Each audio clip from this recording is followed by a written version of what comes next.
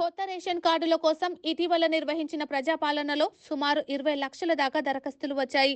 ఇందులో ఎన్ని దరఖాస్తులు అర్హమైనవో తేల్చే పనిలో పడింది కాంగ్రెస్ ప్రభుత్వం. తాము ప్రవేశపెట్టే 6 గ్యారంటీలకు రేషన్ కార్డు తప్పనిసరి చేయడంతో కార్డుల కోసం జనం పోటెత్తారు. రికార్డు సంఖ్యలో దరఖాస్తులు వచ్చి పడడంతో ప్రభుత్వం తలపట్టుకుంది. వీటన్నిటిని స్క్రూటీనీ చేయడమెప్పుడు, నిజానిజాలు తేల్చేదెప్పుడు, నిజమైన అర్హులను ఎంపిక చేసేదెప్పుడు అని అధికార యంత్రాంగం ఆందోళనలో ఉన్నది. కానీ ప్రభుత్వం మాత్రం వీలైనంత త్వరలో వీటన్నిటిని పూర్తి చేయాలని అధికారులపై ఒత్తిడి తెచ్చినట్లు సమాచారం. ఈ నెలాఖరు కల్లా రేషన్ కార్డుల అర్హుల జాబితాలను ప్రకటించాలని ప్రభుత్వం కలలుగంటోంది.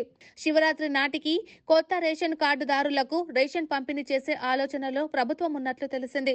మరోవైపు దరఖాస్తు సమర్పించని వాళ్లు గ్రామంలోని పంచాయతీ కార్యదర్శికి లేదా మండల పరిషత్ కార్యాలయంలో కానీ అప్లికేషన్లు ఇవ్వాలని సీఎం రేవంత్ రెడ్డి చెప్పారు. దరఖాస్తుల స్వీకారానికి చివరి గడువంటూ ఏమీ లేదని, ఇది నిరంతరం ప్రక్రియ అని ఆయన ప్రకటించడం గమనార్హం. 10 రోజుల కాల పరిమితి పెడితేనే లక్షల సంఖ్యలో అప్లికేషన్లు వచ్చి పడ్డాయి. వీటికి తోడు ఎప్పుడు పడితే అప్పుడు దరఖాస్తు చేసుకోవచ్చునని స్వయంగా సీఎంఐ చెప్పడంతో అధికారుల్లో లేని గుబులు మొదలైంది. అయితే తెలంగాణ ప్రభుత్వం ప్రజాపాలనలో ఇచ్చిన ఫారాల్లో కేవలం 5 గ్యారంటీలకు మాత్రమే అప్లై చేసుకున్నారు. ఇందులో యువ వికాసం గ్యారంటీకి అప్లికేషన్లు తీసుకోలేదు. 5 గ్యారంటీలకు దాదాపు 1.25 కోట్ల మంది అప్లై చేశారు. వీటితో పాటు చాలా మంది రేషన్ కార్డులు లేని వారు కొత్త వాటి కోసం అప్లై చేసుకున్నారు.